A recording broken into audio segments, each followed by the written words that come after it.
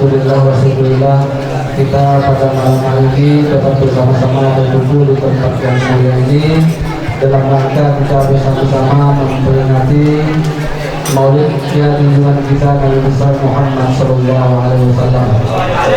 Para bapak, ibu yang dirahmati Allah SWT, sebelum kami mulai acara ini, kami atas nama panitia ada sedikit hajat dari ibu-ibu, yaitu ingin membagikan telur yang mana nanti kami harapkan untuk kepada kaum hafid alwi untuk membacakan doa pendengar hatinya, dan yang mana telur ini kami minta hadiahi atau kami minta sedekah 10.000 satu bungkus atau satu kayak gini ya, 10.000, yang mana uangnya untuk teman-teman langgar arisan. Jadi mudah-mudahan nanti ibu-ibu bapak-bapak yang mengambil telur ini nanti dibukakan dan diterangkan hatinya dalam untuk menuntut ilmu, baik ilmu agama atau ilmu yang lain, diberikan rezeki oleh Allah Taala, diberikan kekuatan dan kesehatan oleh Allah SWT. Amin. Untuk itu kami mintakan kepada Habib Alwi untuk membaca doanya.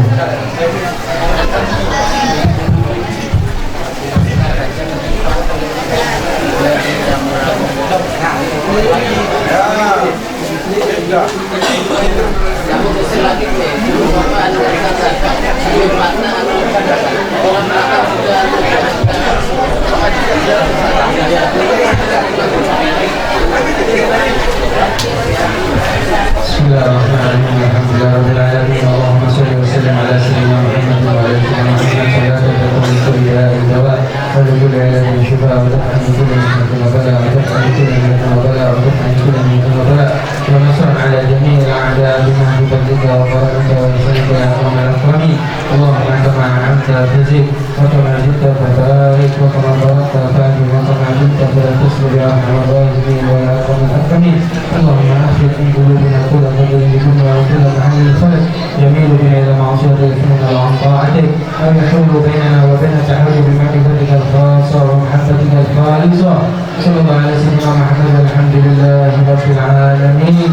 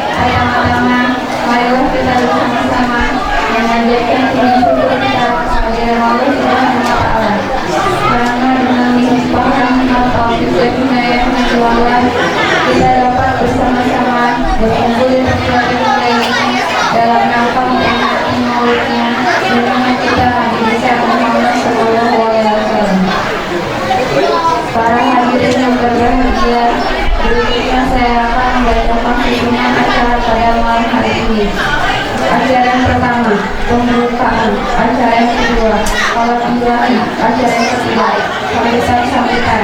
Acara yang keempat, yaitu hujjah maulid Nabi kita Muhammad SAW. Acara yang kelima, penutup dan doa. Bapak dan Ibu yang dirahmati Allah, langsung saja kita masuk pada acara yang pertama, yaitu pembukaan. Marilah kita bersama-sama membuka acara ini dengan membaca basmalah. Bismillahirrahmanirrahim.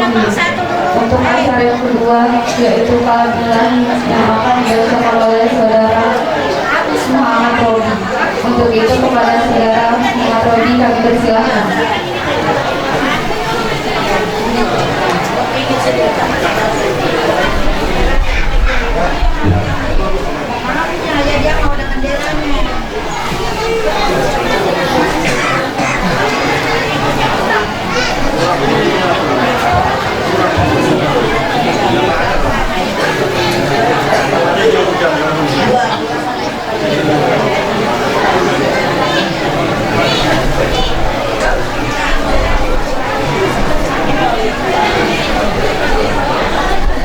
Assalamualaikum warahmatullahi wabarakatuh.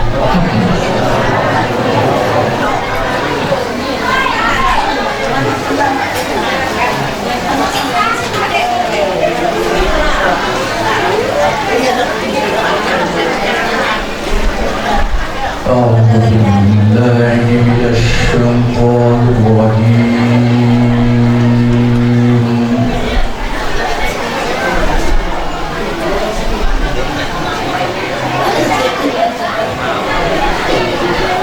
بسم الله الرحمن الرحيم.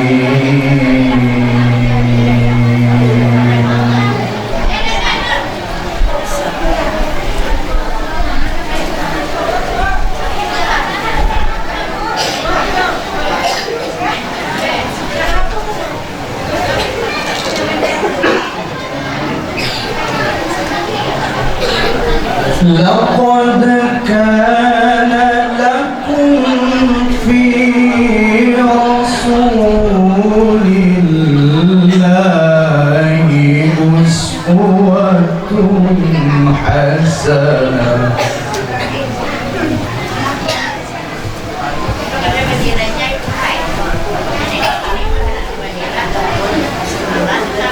أسوة حسنة لمن كان يرجو الله واليوم الآخر.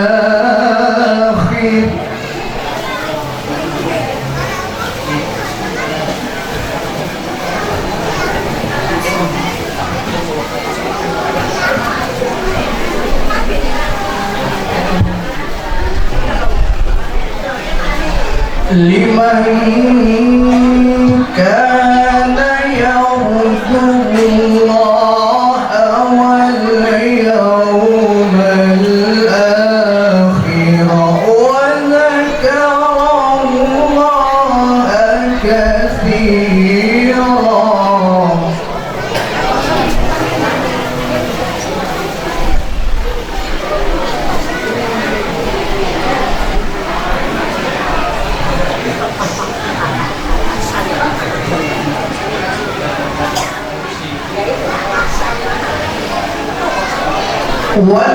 ولما رأى المؤمنون الأحزاب قالوا هذا ما وعدنا الله ورسوله.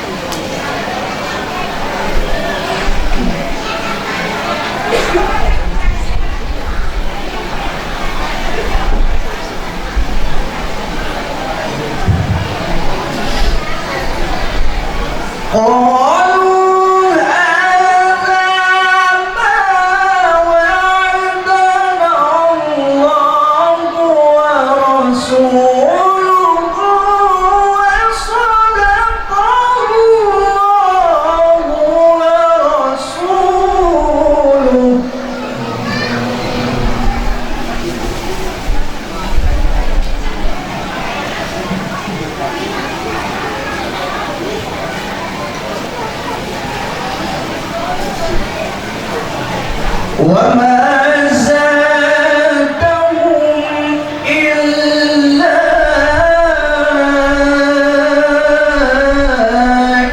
إيمانا وتسليما.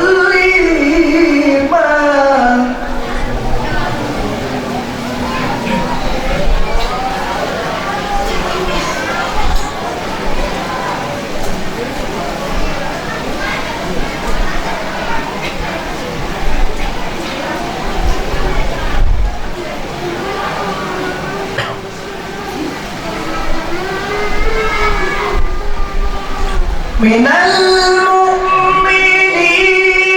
رجال صدقوا ما عاهدوا الله عليه.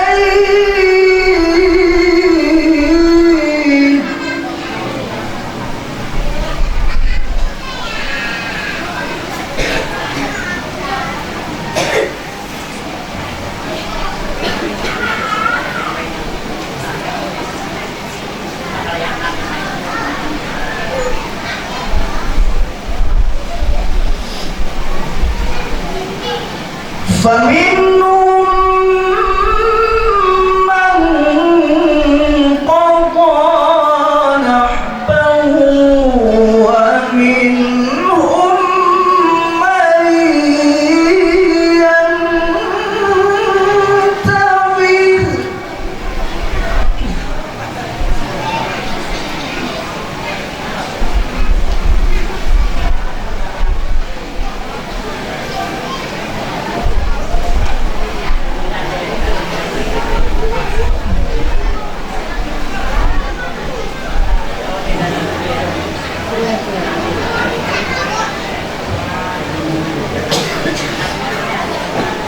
ومنهم من ينتظر وما بدلوا تبديلا.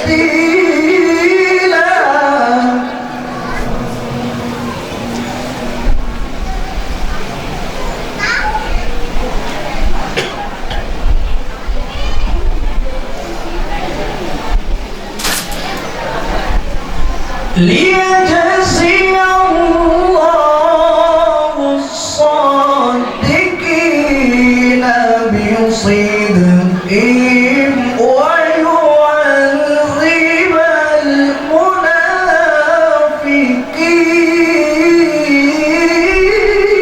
المنافقين.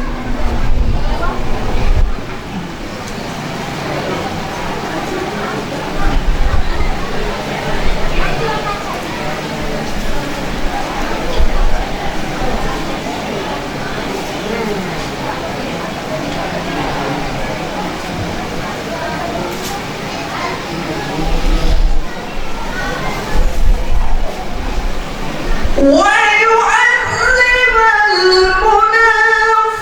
المنافقين إن شاء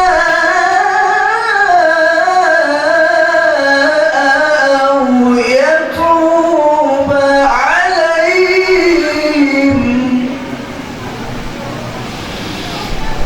إن الله كان غفورا رحيما. صدق الله العظيم. Assalamualaikum warahmatullahi wabarakatuh.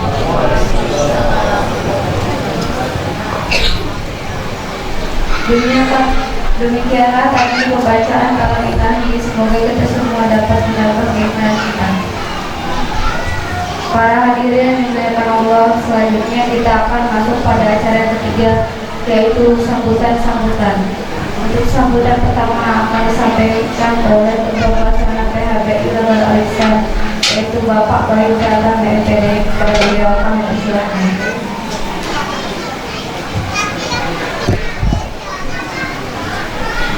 Assalamualaikum warahmatullahi wabarakatuh. Alhamdulillahirabbil alamin wa bihi nasta'inu ala umuri dunya waddin. Wassalatu wassalamu ala asyrafil anbiya'i wal mursalin sayyidina wa maulana Muhammadin wa ala alihi wa sahbihi wa barik wa sallim ajma'in, amma ba'du. Yang kami hormati dan kami muliakan para habaib, alim ulama, bil khusus penceramah kita pada malam hari ini Al-Habib Ali bin Abdul Qadir Fakih bil Fakih. Yang kami hormati dan kami muliakan Bapak Kepala Desa Luanduri Ilir. Yang kami hormati dan kami muliakan para tokoh masyarakat, Bapak Ibu sekalian yang hadir pada malam hari ini. Alhamdulillahirabbil alamin. Puji syukur kita ucapkan kepada Allah Subhanahu wa taala yang telah melangkahkan kaki kita pada hari ini, memberikan kekuatan kepada kita pada malam hari ini sehingga kita dapat hadir pada majelis yang mulia ini, yaitu dalam pelaksanaan acara memperingati Maulid Nabi besar Muhammad sallallahu alaihi wasallam. Salawat serta salam juga tercurah kepada junjungan kita Nabi besar Muhammad sallallahu alaihi wasallam beserta kepada para keluarga, sahabat beliau dan kita yang mengikuti beliau. Pertama, kami ingin mengucapkan banyak terima kasih kepada Bapak Ibu semua telah berkenan hadir meluangkan waktunya untuk menghadiri acara pada malam hari ini. Yang kedua, kami selaku panitia juga memohon maaf yang sebesar-besarnya jika pada pelaksanaan acara pada malam hari ini terdapat kesalahan ataupun yang tidak berkenan di hati. Mungkin itu saja akhir kata dari kami. Semoga kita yang hadir pada malam hari ini selalu dapat mengikuti Nabi sehingga kita menjadi golongan orang-orang yang dicintai Allah Subhanahu wa taala sebagaimana yang difirmankan Allah Subhanahu wa taala dalam Al-Qur'an, "Qul in kuntum tuhibbunallah", katakanlah wahai Muhammad, jika engkau cinta kepada Allah, fattabi'uni, maka ikutilah aku, yuhibbukumullah wa yaghfir lakum dzunubakum. Niscaya Allah pasti akan mencintai kalian dan mengampuni dosa kalian. Wallahu ghafurur rahim, dan Allah Maha Pengampun lagi Maha Penyayang. Akhir kata, billahi taufiq wal hidayah. Wassalamualaikum warahmatullahi wabarakatuh.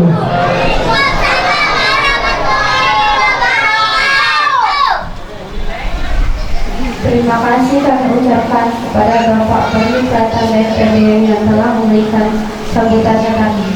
Untuk sambutan kedua, kami mintakan kepada Bapak Kepala Desa Haji Fahri Arsyad, kepada beliau kami persilakan.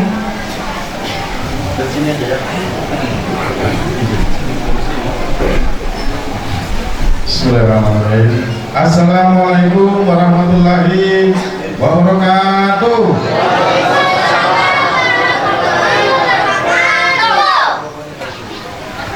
Alhamdulillah wa syukurillah wa la hawla wa la quwwata illa billah. Asyhadu an la ilaha illallah wa asyhadu anna Muhammadan abduhu wa rasuluh. Allahumma shalli wa sallim ala sayyidina Muhammadin fil wa wahida wa akhir wa shifa ila amri wa salli wa bila wa ala alihi wa ashabihi adada ma'budin. Yang kami hormati dan kami muliakan Bapak penceramah Habib Alwi Bil Fakih dari Samarinda, insyaallah berdoakan mudah-mudahan beliau sehat terus. Yang kami yang kami sayangi Takmir Langgar Ali Ihsan, air terjun, Bapak Ibu, tokoh masyarakat dan hari ini semua yang hadir, Ibu Maulid Farsi, ada Maulid Farsi, Ketua RT, Kepala Dusun, dan semuanya yang hadir di sini. Mudah-mudahan kehadiran kita semua di sini mendapat barokah dari Allah Subhanahu wa taala. Salawat dan salam ta'zim yang luar biasa kita curahkan pada junjungan kita Nabi besar Muhammad sallallahu alaihi wasallam, para sahabatnya, insyaallah pada kita yang hadir. Bapak Ibu hadirin sekalian, kami pemerintah desa sedikit kami sampaikan masalah-masalah yang ada di desa, informasinya. Yang pertama, kebetulan kami masih ngurus 2 hari ini, masih banyak warga kita, warga Loduri Ilir yang kemarin punya BPJS mandiri ya, punya BPJS bayar sendiri, kemudian sudah tidak kerja, kemudian tidak pernah dibayarkan ya. Jadi kalau tidak dibayarkan, di kabupaten itu ada yang namanya program bantuan iuran PBI, itu gratis kalau mau berobat. Tapi kalau punya BPJS mandiri tidak dibayar, itu lunasi dulu baru bisa bikin PBI. Nah kalau itu 1 tahun lebih sudah habis dilunasi, bayar denda lagi.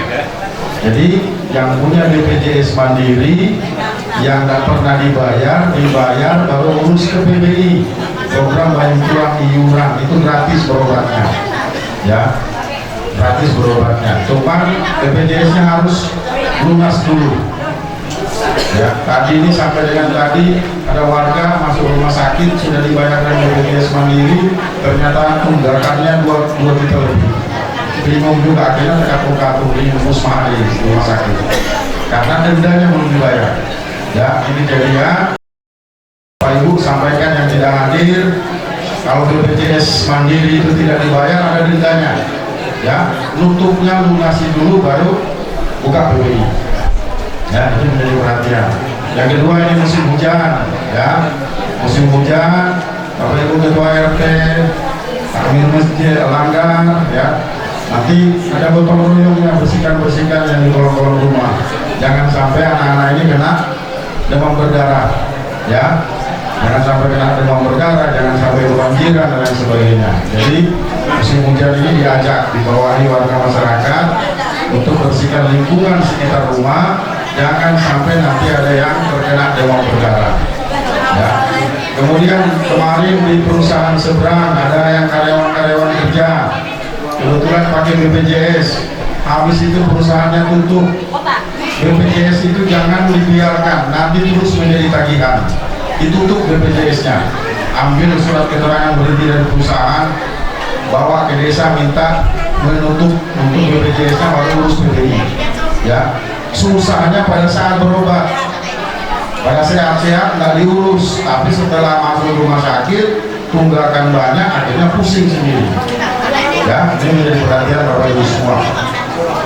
Kemudian yang kedua, kita kemarin habis COVID, yang ketiga ya, habis COVID di desa ini termasuk lumayan juga banyaknya yang ngurus ataupun yang kami terima gugatan cerai dari pengadilan. Yang sebulan ada aja dari kantor pengadilan ngantar. Artinya Bapak Ibu kalau mau kawinkan anaknya dikasih nasihat panjang-panjang ya, jangan terlalu ikut campur. Kalau anak itu sama menantu ribut ya, diurus baik-baik supaya tidak banyak terjadi masalah-masalah rumah tangga ya. Doakan, baca salawat sambil masak dan sebagainya, ngaji di rumah supaya berkahnya tetap ada di rumah ya. Jaga semua, karena terus saja ada tiap bulan ada kantor pengadilan itu bawa panggilan gugatan ya. Ini menjadi perhatian buat kita semua Bapak Ibu. Banyak lagi yang sudah bisa, nanti kawin lagi caranya tidak ada. Pada saat masuk rumah sakit bingung ini ikut kakak yang mana, bingung juga di kantor ngurusnya, tidak tahu ini bapaknya di mana kan dulu, ini sekarang bapaknya baru. Nah itu jangan diremehkan, masalah tertib administrasi kependudukan. Susah pada saat kita sakit ya, susah pada saat sakit ya. Jadi supaya kalau mau merubah status dan lain sebagainya, tertib untuk administrasi kependudukan, biar di kemudian hari enak urusannya. Mungkin itu untuk yang kami sampaikan, mudah-mudahan nanti kita dengar sekaligus sama-sama, seolah menjadi bekal kita dalam kehidupan kita sehari-hari yang bisa membawa pulang. Amin. Demikian kurangnya kami mohon maaf. Kami akhiri wallahumma fi aqwamit. Wassalamualaikum warahmatullahi wabarakatuh.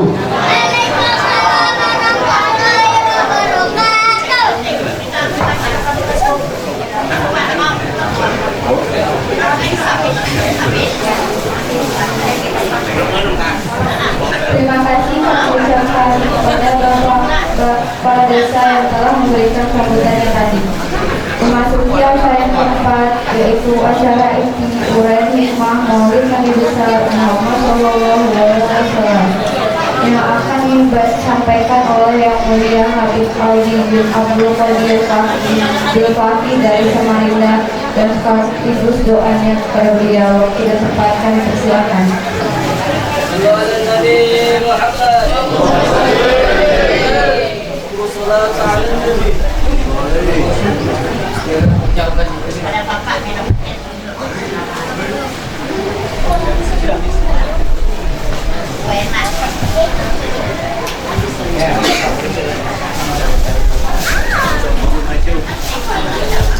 Assalamualaikum warahmatullahi wabarakatuh.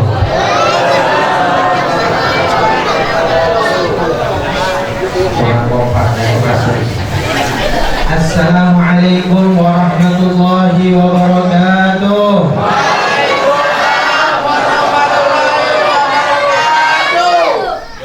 Sunnah 3 kali. Sunnah witir yaitu 3 kali ganjil. Assalamualaikum warahmatullahi wabarakatuh.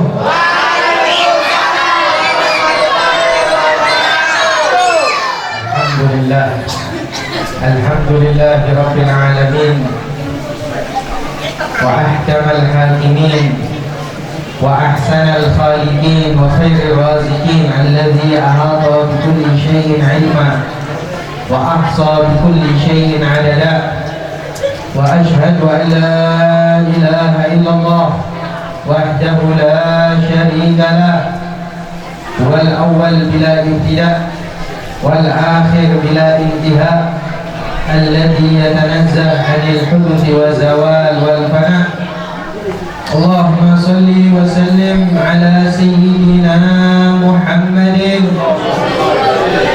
salatan takunu li kulli da'in dawa wa li kulli 'illatin shifa wa daf'an li kulli mihnatin wa bala wa nasran ala jami'il a'da bi mahdi fadlika wa karamika wa ihsanika ya akramal akramin wa ya arhamar rahimin. Hadirin wal hadirat, Bapak Ibu yang dimuliakan oleh Allah Subhanahu wa taala.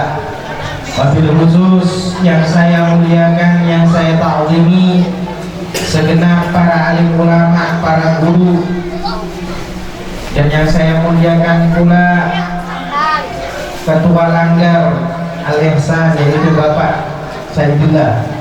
Begitu pula yang saya muliakan para tokoh masyarakat yang hadir di tempat yang mulia ini, di antaranya Bapak Kepala Desa, yaitu Bapak Fakhri Arsyad.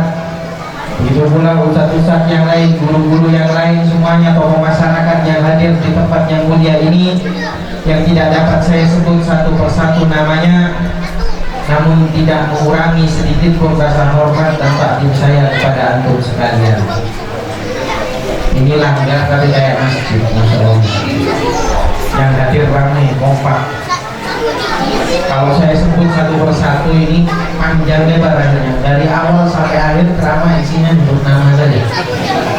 Jadi saya singkat semuanya yang saya muliakan, yang saya takdimi, tanpa mengurangi rasa hormat dan takdim saya kepada antum sekalian. Mudah-mudahan berkah duduknya kita di tempat yang mulia ini, mengenang makhluk yang paling mulia, hajat-hajat kita dikabulkan oleh Allah Subhanahu wa taala. Dosa-dosa kita diampuni oleh Allah. Anak turunan kita dijadikan anak yang soleh-soleha. Di antara kita yang mungkin ada penyakit, mudah-mudahan berkah duduk di tempat yang mulia ini diangkat penyakitnya oleh Allah. Di antara kita yang mungkin ada yang memiliki hutang, mudah-mudahan berkah duduk di tempat yang mulia ini dapat melunasi hutang-hutangnya. Paling keras kalau hutangnya.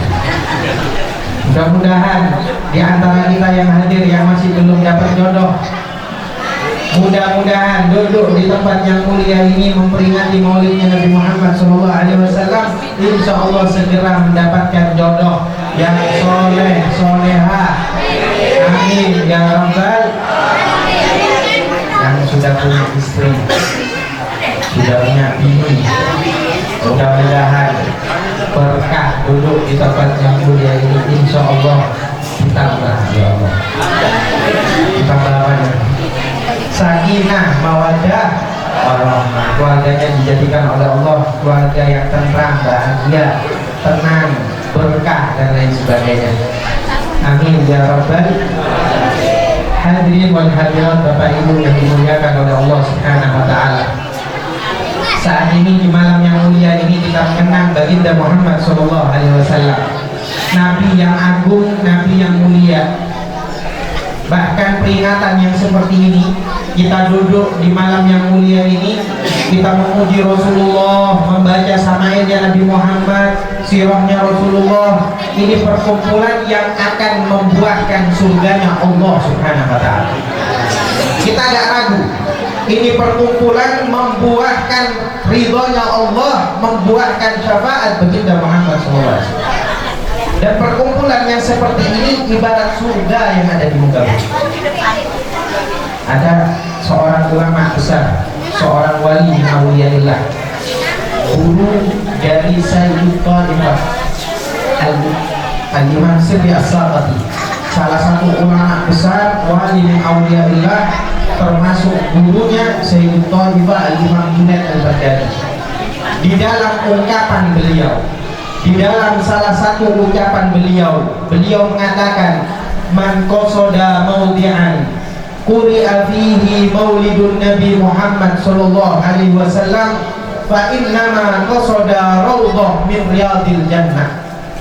Kata Imam Sirri As-Saqati, siapa orang yang dia berangkat dari rumahnya bertujuan ke suatu tempat di mana tempat tersebut dibaca maulid Nabi Muhammad, dibaca samail Rasulullah, dibaca sirahnya Rasulullah, sejarah hidup Nabi Muhammad, apapun maulid yang dibaca, entah itu Jiba, entah itu Syaraful Anam, entah itu maulid Habsyi, apapun maulidnya yang dibaca, siapa orang yang bertujuan ke tempat tersebut dibaca maulid Nabi Muhammad, fa innama qasada raudhah min riyadil jannah, maka hakikat orang yang melangkahkan kakinya dari rumah masing-masing menuju ke tempat yang dibaca samail Rasulullah, hakikatnya dia melangkahkan kakinya ke surganya Allah Subhanahu wa taala. Ini raudhah min riyadil jannah. Ini tempat hakikatnya di bumi. Secara zahir di bumi, tapi ini hakikatnya adalah taman dari taman surganya Allah yang ada di bumi. Jadi kita berharap kepada Allah, sebagaimana kita dikumpulkan di taman surga yang ada di dunia, kelak kita akan dikumpulkan kembali oleh Allah di taman surga yang nyata bersama baginda Muhammad sallallahu alaihi wasallam. Amin ya rabbal alamin. Berbicara masalah surga, surga ini semuanya nikmat. Surga ini semuanya indah. Surga ini semuanya istimewa. Surga ini saking istimewanya ada dua hal yang tidak ada di surga. Apa itu? Di surga itu tidak ada api, nggak boleh ada api, itu di surga. Kemudian di surga juga tidak ada WC. Kenapa? Karena penghuni surga nggak akan mengeluarkan kotoran, semuanya yang dimakan itu keluarnya berupa keringat, itu di dalam surga. Saking mulianya surga, gak ada tempat membuang kotoran. Bahkan dalam sebuah cerita ada satu orang masuk ke dalam surga. Ini orang ketika masuk ke dalam surga, namanya surga, segala sesuatunya instan, segala sesuatunya langsung ada, ekspres. Ini orang ketika masuk ke dalam surga, saking nikmatnya di dalam surga, terlintas di dalam hati saja langsung terwujud. Ketika terlintas di dalam hatinya ingin soto Banjar, langsung ting soto Banjar. Setelah soto Banjar keluar, terlintas di dalam hatinya ingin soda gembira, minuman es soda gembira, langsung ting soda gembira. Setelah makan soto Banjar tadi sama sambal ati itu kan panas, keringetan, minum soda gembira, pengen apa biasanya? Kau pengen di Samsu, tinggi Samsu keluar. Ketika sudah di Samsu mau dihidupkan, ini sudah nggak kuat ini, kata orang Jawa, orang kalau sudah habis makan gak rokok itu seperti dipukul sama orang Cina gak balas. Sakitnya itu di sini. Saking luar biasanya. Ini sudah enak makan di langsung. Mau ngidupin rokok gak ada api di surga. Kan tadi kita katakan bahwasanya di surga gak ada api. Api di mana tempatnya? Neraka. Ini sudah perokok luar biasa ini hadirin. Ini pecandu rokok yang luar biasa. Saking kepengen ngerokoknya izin kepada malaikat. Saya merokok. Kata malaikat penjaga surga, di surga gak ada api. Terus gimana? Ya harus ke neraka. Ini saking pecandu, saking senangnya sama rokok, akhirnya mau gak mau keluar. Ya sudah, saya izin dulu mau hidupin api. Berangkat keluar. Ketika keluar, ketika melihat penghuni neraka, dibakar sama Allah, disiksa sama Allah, saking ketakutannya dia mau baru menghidupin langsung keluar. Hidup. Di Samsungnya itu hidup. Dihisap dia, dihisap. Mau masuk lagi ke pintu surga. Izin. Saya mau masuk lagi, saya penghuni surga. Kata malaikat penjaga pintu surga, loh, tak boleh.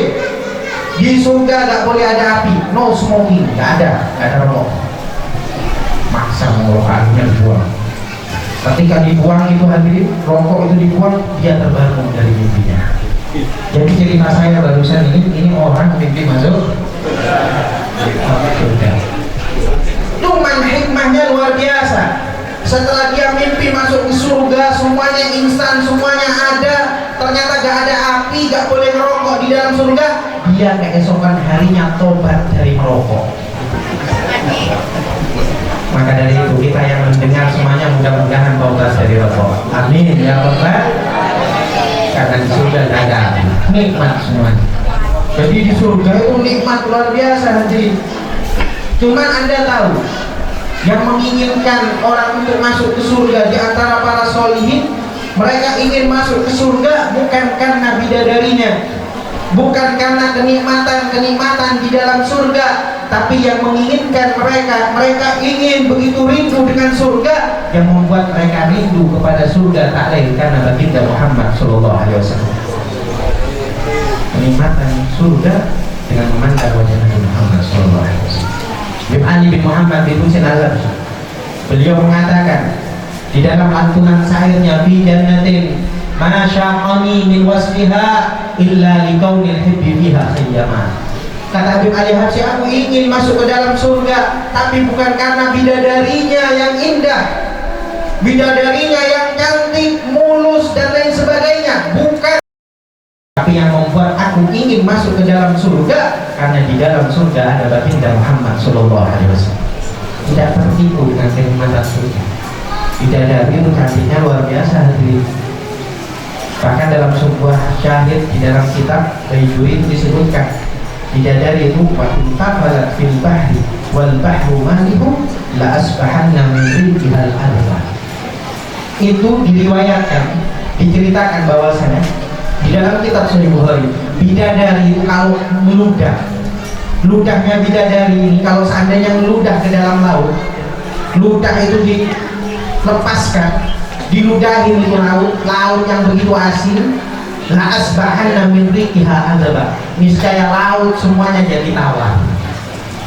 Bayangkan, ludahnya bidadari. Kalau orang sini, apalagi yang gak sekarang, bukan tambah tawar tapi tambah asin plus bau. Ini ludahnya bidadari. Makanya orang kalau sudah kena ludahnya bidadari, sekalipun hitam pekat banyak jerawat langsung glowing. Kena ludahnya bidadari. Jadi nikmat di surga ini, nikmat luar biasa. Tapi yang lebih nikmat di situ adanya baginda Muhammad Sallallahu Alaihi Wasallam. Nabi yang sempurna, Nabi yang agung, Nabi yang istimewa, Nabi yang memiliki semua keistimewaan para anbiya sebelumnya. Itu Nabi Muhammad SAW. Makanya di dalam salah satu qasidah Rosafat karya Al-Habib Abdul Rahman bin Abdullah bin Faqih, beliau mengatakan, waqad atana khatimur risalah bi kulli ma ja'u bihi min hal. Kata Habib Abdul Rahman bin Abdullah bin Faqih, Nabi Muhammad ini mensifatkan Rasulullah telah datang bagiku penutup dari segala nabi dan yang memiliki segala keluar biasaan atau kehebatan para anbiya sebelumnya. Nabi-nabi itu semuanya hebat, tapi kehebatan para anbiya sebelum Nabi Muhammad semuanya dimiliki oleh Rasulullah SAW. Kita tahu Nabi Musa, tahu kan Nabi Musa kan? Gimana? Nah, Nabi Musa itu hebatnya luar biasa hadirin. Dengan tongkatnya bisa membelah lautan.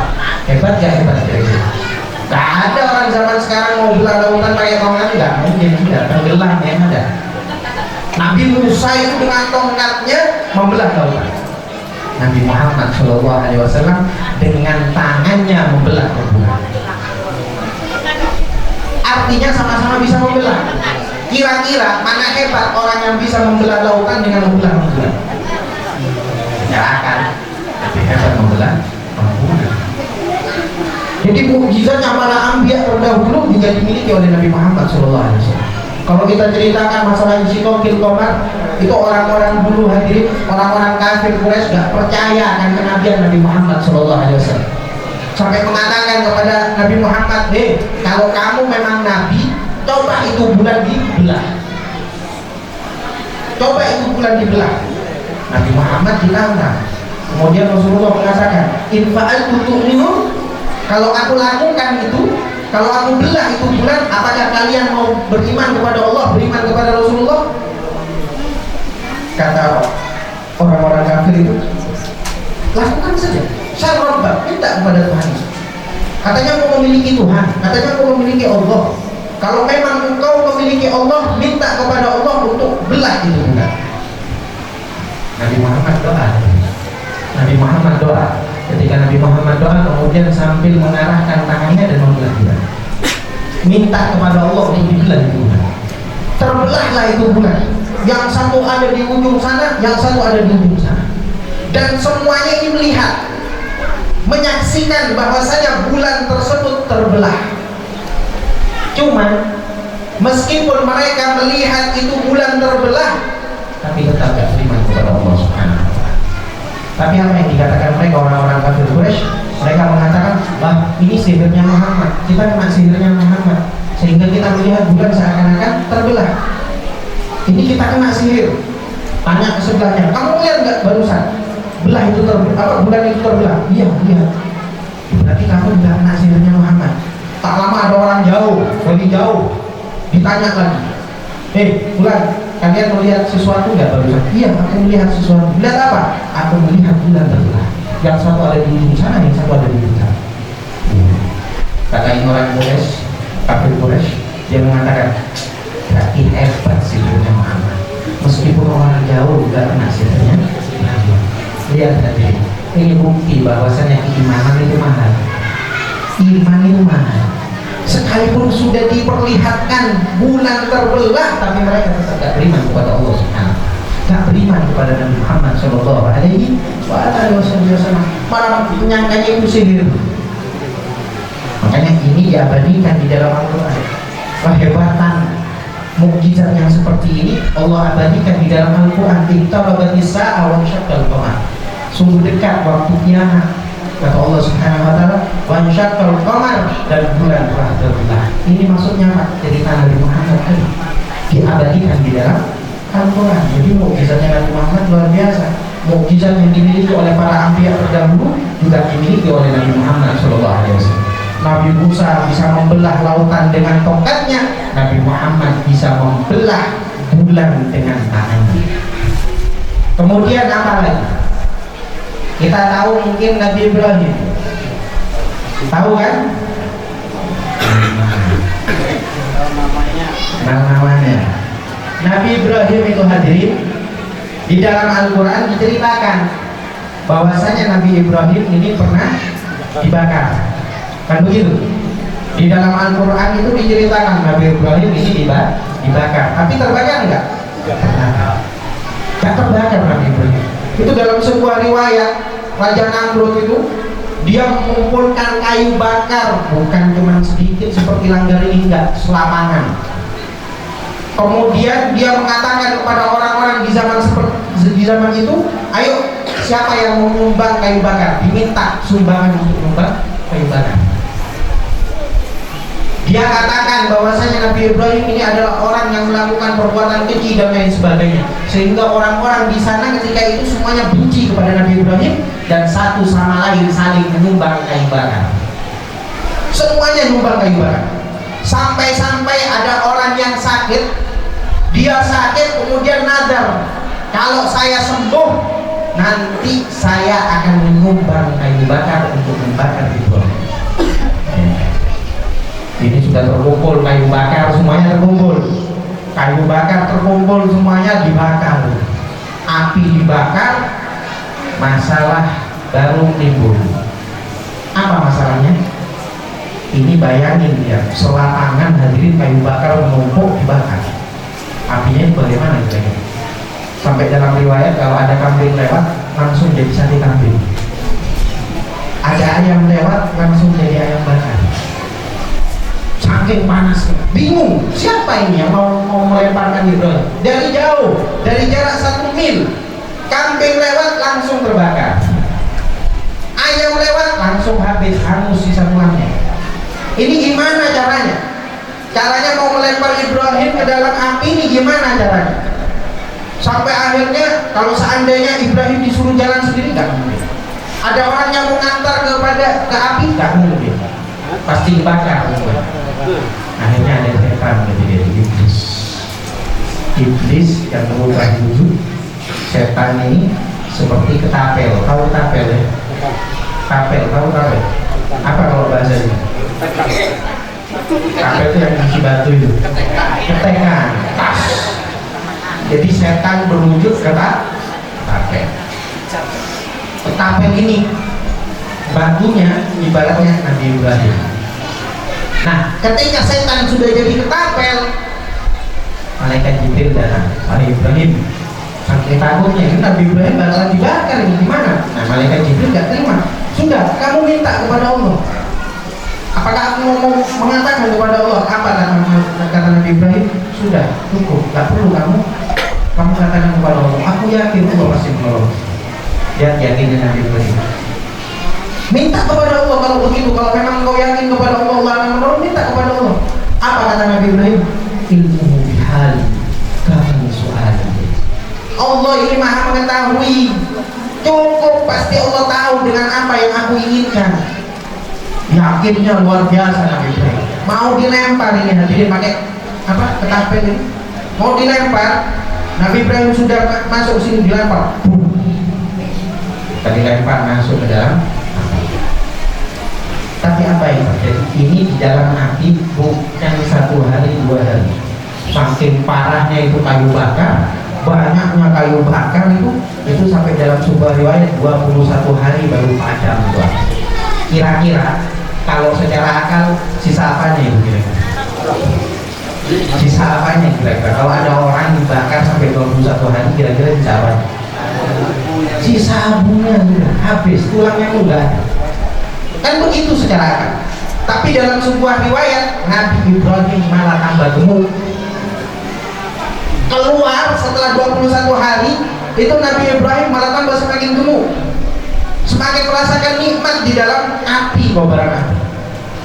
Bahkan Allah nyatakan di dalam Al-Quran, ya naru kuni bardan wa salaman ala Ibrahim. Wahai api, jadilah engkau yang dingin. Api yang secara akal panas, tapi dengan kuasa Allah bisa dirubah api itu menjadi dingin. Wassalaman ala Ibrahim, dan keselamatan untuk Nabi Ibrahim.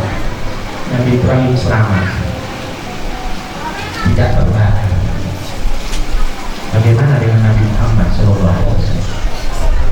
Nabi Muhammad juga punya mukjizat. Kalau Nabi Ibrahim jasadnya tidak terbakar, Nabi Muhammad sapu tangannya tidak terbakar. Di dalam sebuah riwayat itu Anas bin Malik itu punya sapu tangan bekas mengusap keringatnya Nabi Muhammad SAW. Ketika itu Anas bin Malik kedatangan tamu. Ada satu tamu datang kepada Anas bin Malik. Kemudian Anas bin Malik memerintahkan kepada pembantunya, wahai pembantuku, ini cuci sapu tangan ini, cuci. Apa yang dilakukan sama pembantu tersebut? Bukan dicuci, tapi dimasukkan ke dalam hati.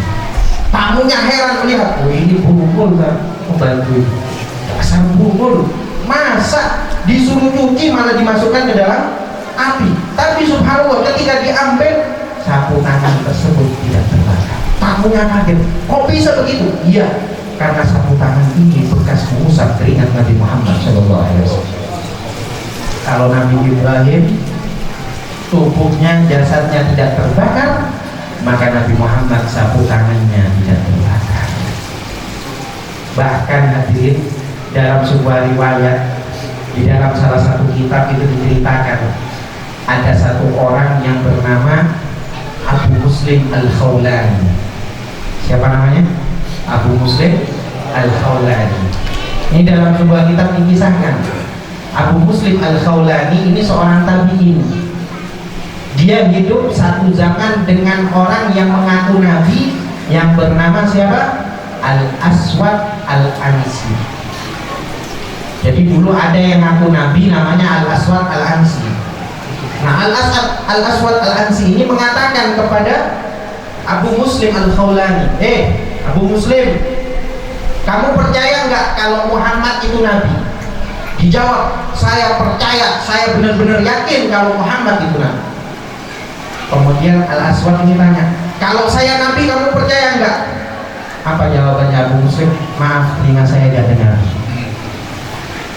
Tanya lagi, kamu kalau Muhammad nabi percaya atau enggak? Percaya, sangat percaya. Kalau aku nabi percaya enggak? Maaf, telinga saya tidak dengar.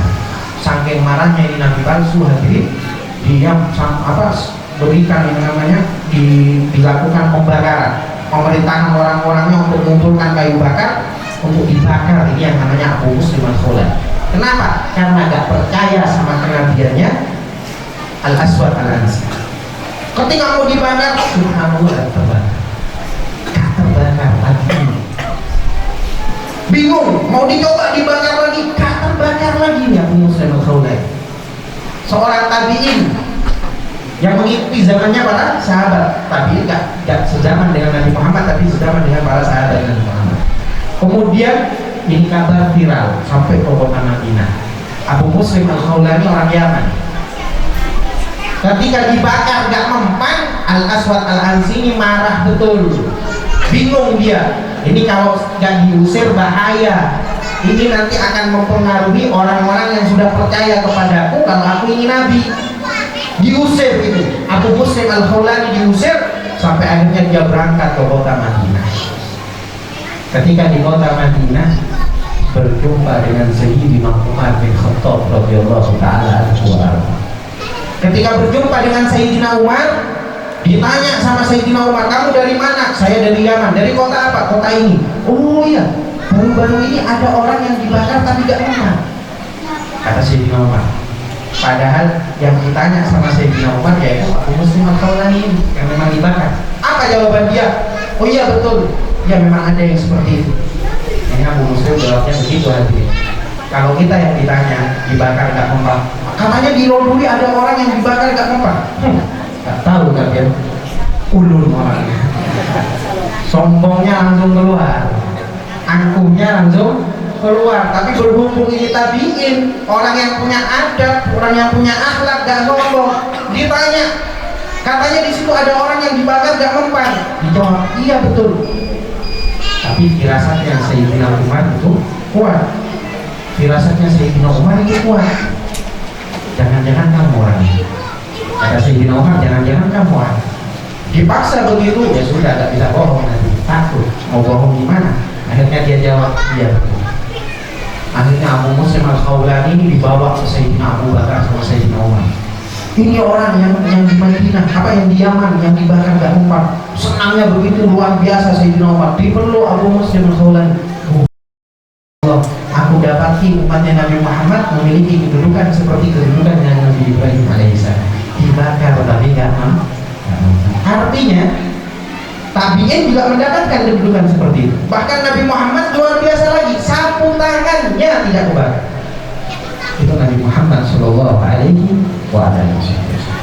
Jadi semua kehebatan para anbiya terdahulu itu juga dimiliki oleh Rasulullah SAW. Kalau kita mau bicara akhlaknya lagi luar biasa. Kita tahu sudah kehebatan para anbiya semuanya dimiliki Nabi Muhammad. Akhlaknya mulia dari zaman nabi-nabi terdahulu dimiliki semuanya oleh Nabi Muhammad SAW. Bahkan menjadi penyempurna akhlak. Innama bu'ithu liutammima makarimal akhlak. Aku ini diutus untuk menyempurnakan akhlak. Lihat akhlaknya Nabi Muhammad. Akhlaknya Rasulullah itu luar biasa.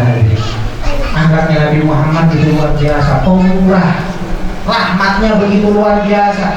Jadi para anbiya dikasih doa yang mustajab semuanya digunakan, tapi Nabi Muhammad disimpan doa. Doanya Nabi Muhammad itu disimpan. Doanya Rasulullah disimpan. Ketika ditanya kenapa disimpan, karena aku khususkan nanti doa ini untuk umatku nanti, untuk syafaatnya umatku nanti. Allah Muhammad. Rahmatnya begitu luar biasa. Nabi Muhammad itu lebih menyimpan, lebih memilih untuk menyimpan doa mustajabnya daripada digunakan. Kehidupan beliau sekarang makan besok enggak, sekarang masak makan besok enggak, terus begitu. Seandainya Nabi Muhammad minta kepada Allah, minta kaya, minta begini, langsung diijabah oleh Allah Subhanahu wa ta'ala. Tapi Nabi Muhammad simpan semuanya untuk apa? Untuk umatnya. Bagaimana rahmatnya Nabi Muhammad? Cintanya luar biasa, rahmatnya begitu luar biasa. Ini pemimpin jadi. Tapi rahmatnya begitu luar biasa. Kita mungkin sering mendengar riwayat ketika Nabi Muhammad sholat, duduknya Sayyidina Hasan, Sayyidina Husain naik dibuat kuda-kudaan, kan begitu. Tapi Nabi Muhammad kan rahmat. Coba orang sekarang sholat dinaikin sama duduk, apa? Marahnya begitu luar biasa.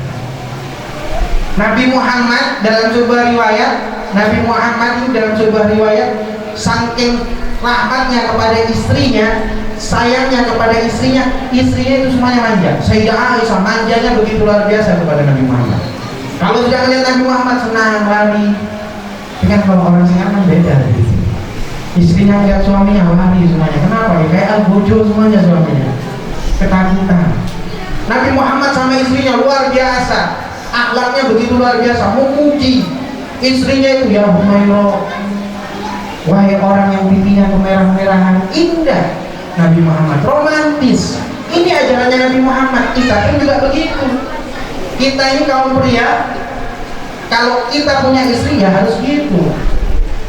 Kita punya handphone sekarang, masing-masing punya handphone. Kita simpan kontak istri kita dengan nama yang baik. Siapakah bidadariku kah? Atau siapa cintaku kah? Dan lain sebagainya. Jangan kemudian ketika punya istri suka ngomel, suka jerit-jerit, suka bantah, kemudian dikasih nama Mak Lampir. Ketika nelpon istrinya, aduh Mak Lampir memanggil. Begitu pula yang perempuan, ketika dia memiliki suami, kasih nama yang baik, surgaku.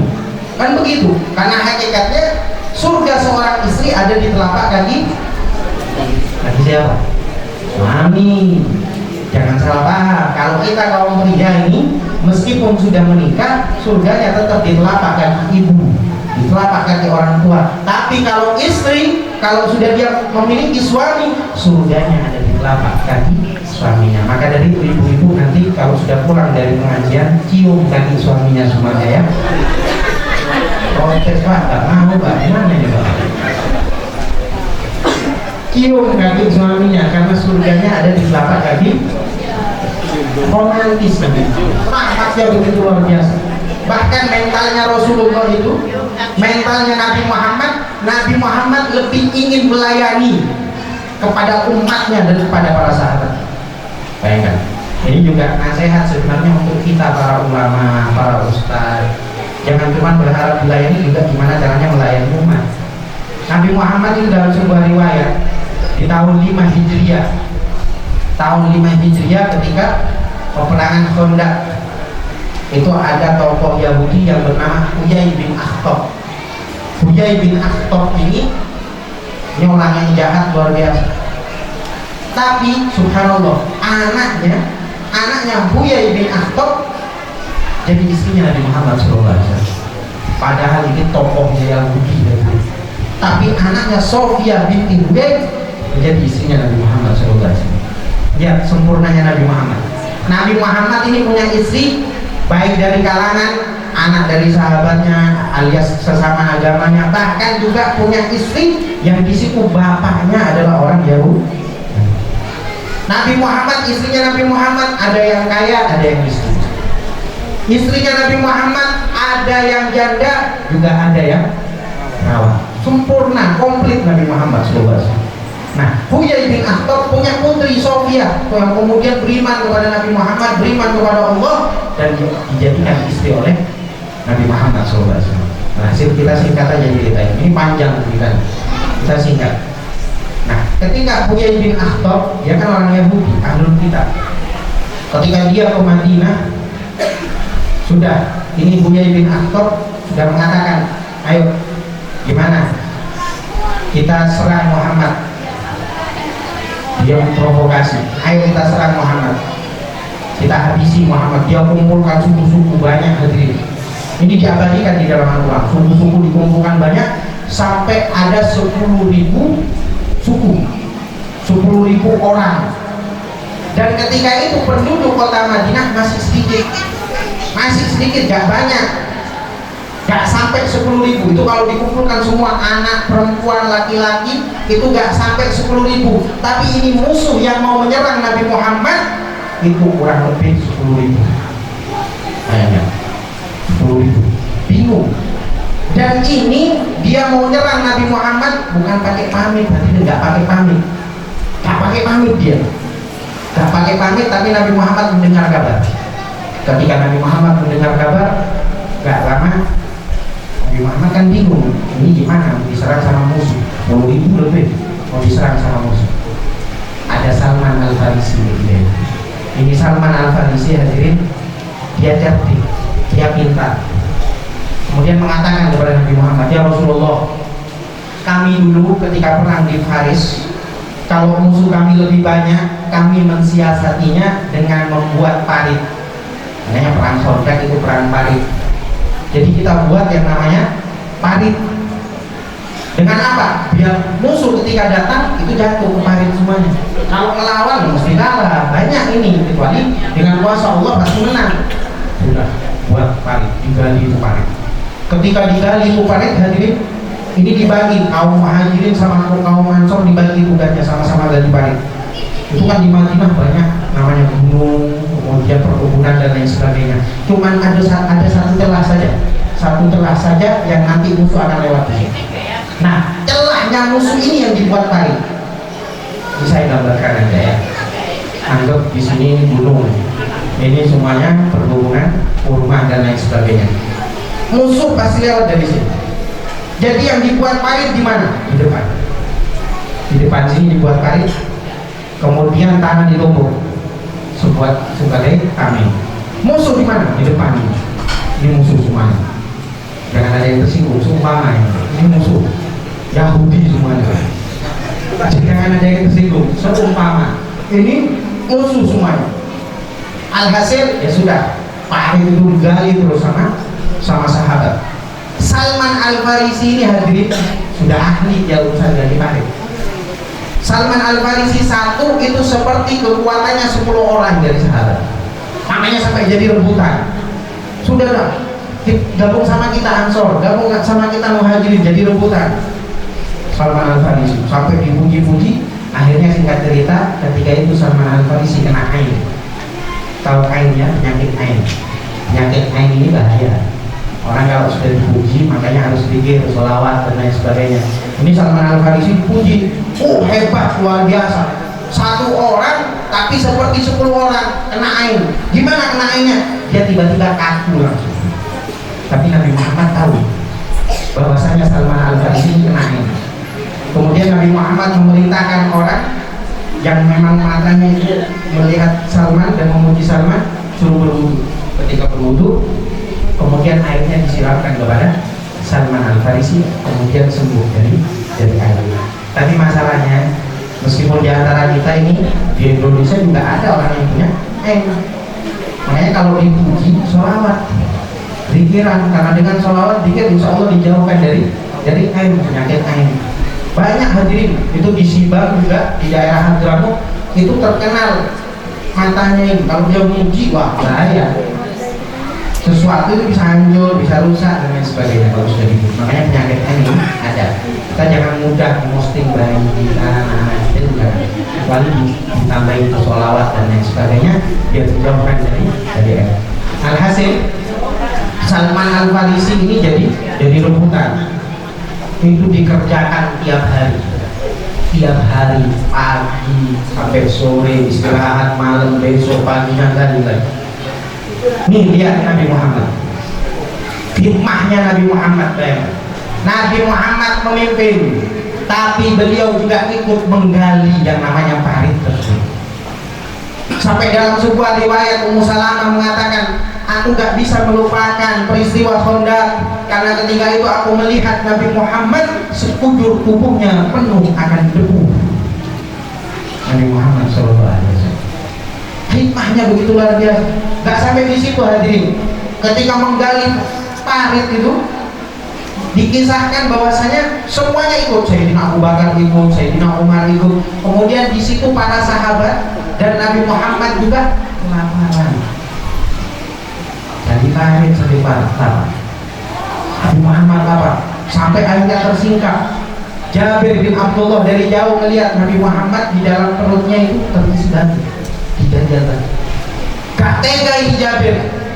Jabir bergegas pulang ke rumah mengatakan kepada istrinya, istriku, aku lihat Nabi Muhammad mengganjal perutnya dengan batu. Aku gak kuat. Kita punya nggak sesuatu yang bisa dimasak untuk Nabi Muhammad? Kata si istrinya, aku punya beberapa gandum. Dan ketika itu juga ada yang namanya kambing, anak kambing masih kecil. Anak kambing. Artinya ini gak cukup untuk memberikan makan kepada semua sahabat yang lagi gali parit, cuma cukup untuk Nabi Muhammad. Setelah itu hadirin, istrinya mengatakan, ya sudah mas, kita masak sudah, kita masak. Tapi bilang kepada Nabi Muhammad, jangan bawa orang banyak-banyak. Kenapa? Kalau dibawa banyak, ya gak cukup. Anak kambing sama beberapa gandum. Jabir bin Abdullah, sahabat Jabir bin Abdullah mendekat kepada Nabi Muhammad. Dari itu Nabi Muhammad lagi gali parit, didekati, dibisikin, ya Rasulullah, aku tahu kau lapar. Ini ya Rasulullah, saya masakkan gandum dengan daging kambing. Tapi ya Rasulullah, cuma sedia sedikit, gak banyak-banyak. Tolong kalau memang kau mau membawa beberapa sahabat, sedikit aja ya Rasulullah, jangan banyak-banyak. Kata Nabi Muhammad, oke. Bukan bahasanya tapi ya, ini bahasa kita. Misal Nabi Muhammad jawab, iya dah, siap. Apa kata Nabi Muhammad? Ini kan Jabir mengatakan suruh bawa beberapa sahabat saja untuk rumahnya di jamu makan. Kata Nabi Muhammad di dalam hatinya, nggak bisa. Rasulullah ini rahmatnya luar biasa. Gak mungkin Nabi Muhammad kenyang sendiri sedangkan sahabatnya semuanya lapar. Ini orang lagi gali parit, semuanya Nabi Muhammad jerit, ya ma'syaral muslimin, kita semuanya diundang oleh sahabat Jabir bin Abdullah. Bayangkan dia, Jabir bin Abdullah langsung pucat mukanya hadirin, langsung pucat. Kenapa? Sedia sedikit, malah semua sahabat yang gali parit diundang untuk makan di rumah. Kebingungan. Lari langsung Jabir langsung lari ke rumahnya mengatakan kepada istrinya, istriku, aku sudah katakan kepada Nabi Muhammad, aku sudah mengundang Nabi Muhammad untuk makan di sini. Terus, iya, tapi Nabi Muhammad ngomongin semuanya sudah hadir di rumah kita untuk makan. Bingung istrinya. Tapi istrinya minta hadirin. Istrinya tanya, aku tanya, tadi yang mengundang sahabat-sahabat itu semuanya kamu atau Rasulullah? Sudah kamu ceritakan kalau kita cuma sedia sedikit? Iya, sudah aku ceritakan, aku sedia sedikit, kita cuma sedia sedikit dan boleh mengundang beberapa orang saja. Kemudian siapa yang menjerit untuk mengajak ke sini? Rasulullah. Kata si istrinya apa? Oh ya sudah, kalau memang Rasulullah yang mengundang, aku yakin pasti semuanya aman. Pasti semuanya aman.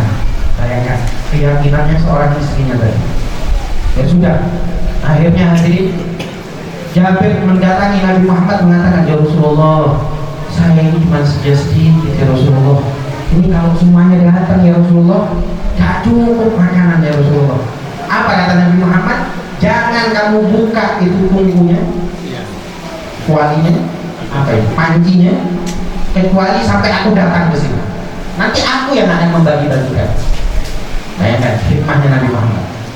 Ini sahabat datang semuanya ke rumahnya Jabir bin Abdullah. Nabi Muhammad datang, kemudian satu persatu sahabat masuk semuanya, 10 demi 10 masuk, dituangkan sama Nabi Muhammad, kopi dan gandumnya dibagi semuanya.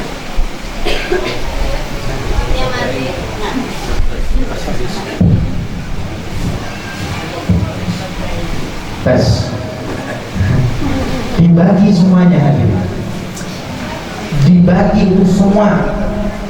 Sahabat makan semuanya. Secara akal, kalau kita main hitung-hitungan, habis nggak kira-kira? Anak kambing satu cukup nggak untuk orang 10.000? Bagaimana bingungnya Jabir sama istrinya? Anda sedia makanan untuk 5 orang atau untuk 10 orang, tapi sekampung yang datang, bingungnya kayak apa kira-kira? Bingung. Ini datang semuanya para sahabat, Nabi Muhammad yang menuangkan, Nabi Muhammad yang membagi, dibagi sama Nabi Muhammad roti dan kambingnya semuanya, sampai semua 10.000 semuanya makan. Bayangkan, anak kambing dengan roti, tapi subhanallah semua makan. Bahkan Jabir mengatakan apa? Setelah dibagi oleh Rasulullah semuanya, aku melihat, aku buka itu panci, aku lihat seperti tidak berkurang sedikit. Roti tidak berkurang, kambing pun tidak berkurang. Kemudian Nabi Muhammad mengatakan kepada Jabir, bilang apa? Jabir, ya sudah aku bagi semuanya, itu masih banyak sisa. Kata Nabi Muhammad, bagikan kepada tetangga-tetangga kamu yang mungkin masih lapar. Makan juga dengan uang. Kira-kira kalau Jabir yang membagikan berkurang atau tidak? Berkurang. Lihat hikmahnya Nabi Muhammad. Akhlaknya begitu luhur. Akhlaknya begitu luhur, bukan cuma ingin dimuliakan, bukan cuma ingin dihikmatin, tapi beliau punya hikmah.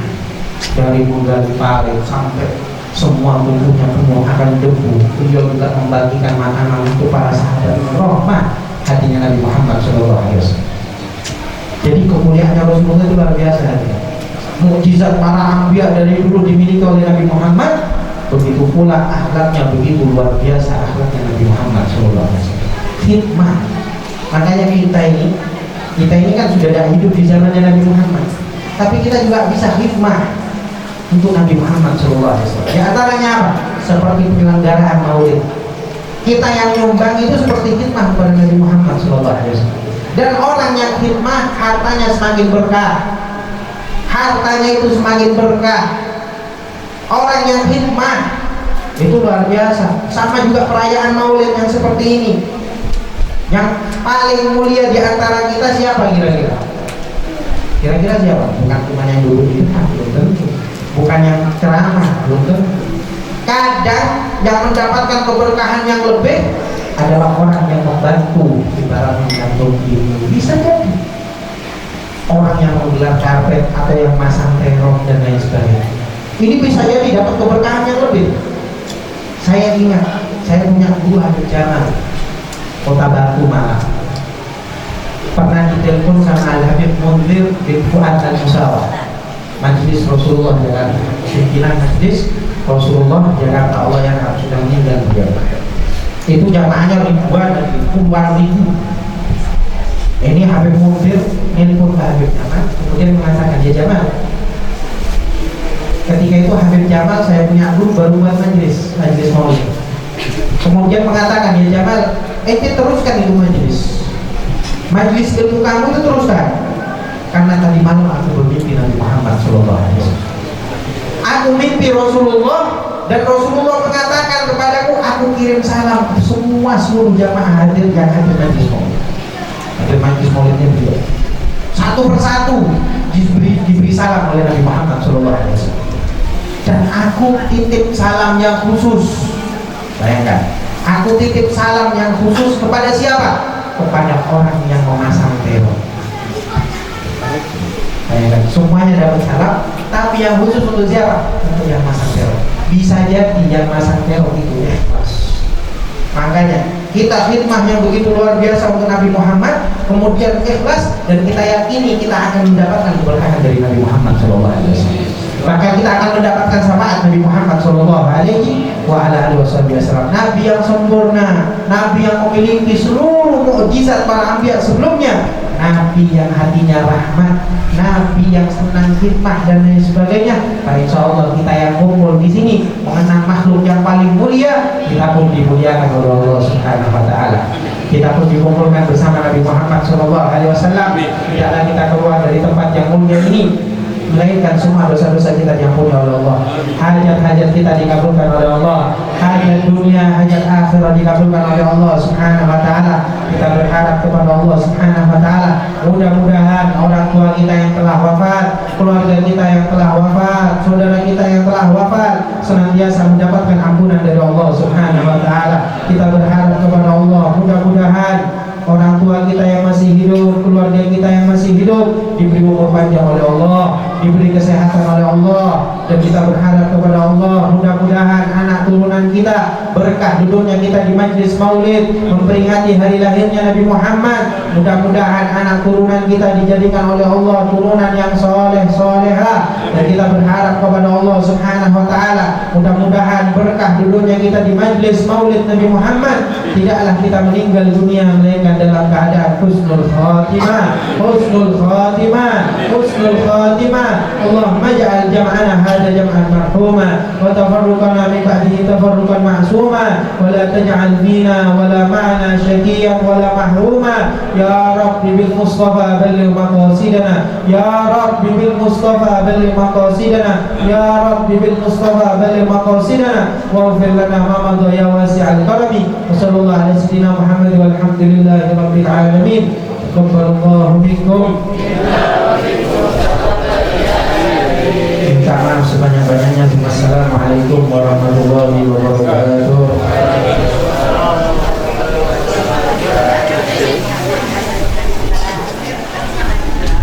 Demikianlah tadi ceramah agama tentang ulama hikmah maulid yang besar Muhammad SAW. Semoga kita semua dapat mengambil hikmah. Dengan berakhir doa tadi, maka berakhir doa acara kita pada malam ini. Dan kami ucapkan terima kasih kepada para ulama yang telah hadir pada malam hari ini. Dan saya selaku wawancara memohon maaf sebesar-besarnya apabila dan segala yang telah berikan hati Bapak Ibu dan serta saya yang hadir pada malam ini. Dan marilah kita mengakhiri acara yang dengan mengucapkan salam. Alhamdulillah. Wassalamualaikum warahmatullahi wabarakatuh.